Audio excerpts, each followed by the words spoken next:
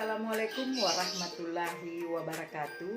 Kita berjumpa lagi pada pelajaran Bahasa Indonesia untuk kelas 9. Materi kita kali ini adalah KD 3.1, yaitu menelaah struktur dan aspek kebahasaan pidato persuasif tentang permasalahan aktual yang didengar dan dibaca. Sebelum kita masuk pada materi tersebut, ada baiknya kita akan memahami apa itu pidato dan pidato persuasif. Pidato adalah sebuah teks yang berisi gagasan, pendapat, dan pengetahuan terhadap suatu hal yang akan disampaikan di depan umum.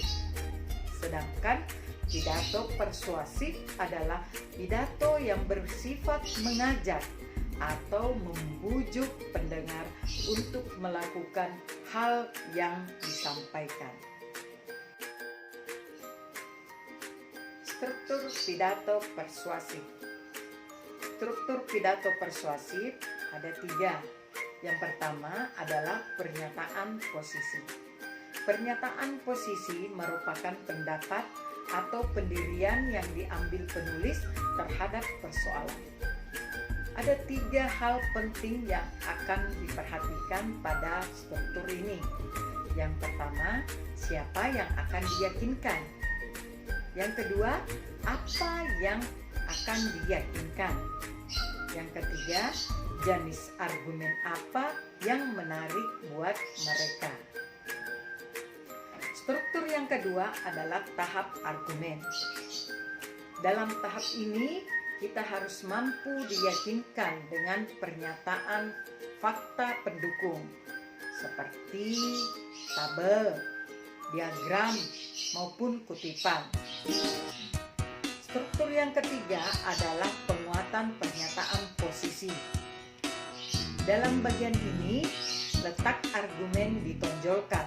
Misalnya, penekanan pikiran utama dengan menggunakan nada tinggi atau dilengkapi dengan gambar, tayangan, atau slide yang mendukung pidato tersebut. Berikut adalah contoh pidato yang dibawakan oleh aktivis remaja Swedia tentang pemanasan global. Sesuai dengan struktur pidato persuasif, yang pertama adalah pernyataan posisi. Selama lebih dari 30 tahun, sains sudah membuktikan dengan sangat jelas. Berani-beraninya Anda terus memalingkan muka dan datang ke sini mengatakan bahwa Anda sudah melakukan hal yang cukup. Ketika jalan politik dan solusi yang dibutuhkan masih tidak terlihat. Anda mengatakan bahwa Anda mendengar kami dan Anda memahami urgensi perubahan iklim.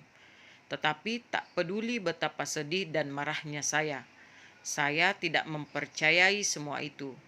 Karena jika Anda benar-benar memahami situasinya dan masih terus gagal bertindak, maka Anda semua adalah orang jahat dan saya tetap menolak untuk percaya. Struktur yang kedua adalah tahap argumentasi. Gagasan populer untuk memangkas emisi udara hingga setengahnya dalam 10 tahun hanya memberi kita peluang 50% untuk tetap berada di bawah suhu 1,5 derajat Celcius dan memiliki risiko untuk memicu reaksi berantai yang tidak dapat diubah di luar kondisi manusia. 50% mungkin dapat diterima oleh Anda, tetapi angka-angka itu tidak masuk titik kritis sebagai besar putaran umpan balik dan pemanasan tambahan lainnya yang disebabkan oleh polusi udara beracun yang merupakan aspek keadilan dan hukum iklim.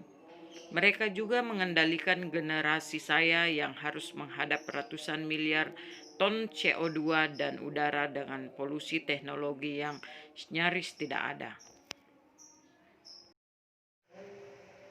Struktur yang ketiga adalah penguatan pernyataan posisi.